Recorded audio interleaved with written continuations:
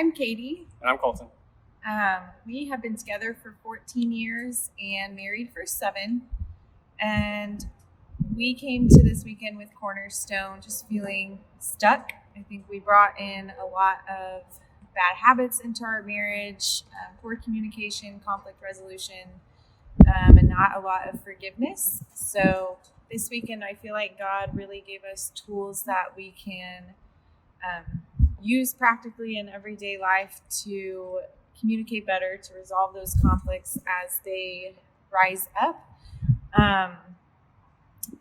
And I feel like I now have a choice to make whenever we face conflict. Kind of heard the phrase like, choose your hard. Marriage is hard, divorce is hard. We can choose to operate in the same toxic patterns that we have been, or we can choose to operate in a marriage like God designed with the tools we've been given this weekend. And so I had kind of an epiphany to start making that choice and to utilize those tools this weekend.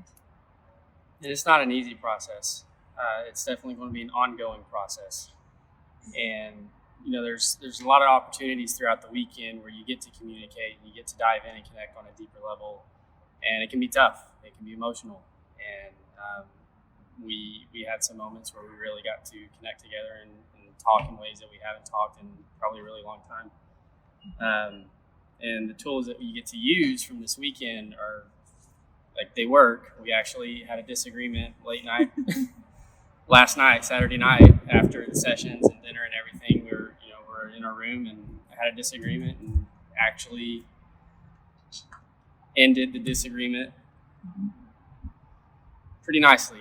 We had the tools that we learned from earlier that day that we were able to utilize and had a much different outcome than what it normally has. And so it was definitely cool to kind of see it in action, because we've done something like this similar in the past, and like, oh great, we'll use the tools and never use the tools. You go back to our old habits. And so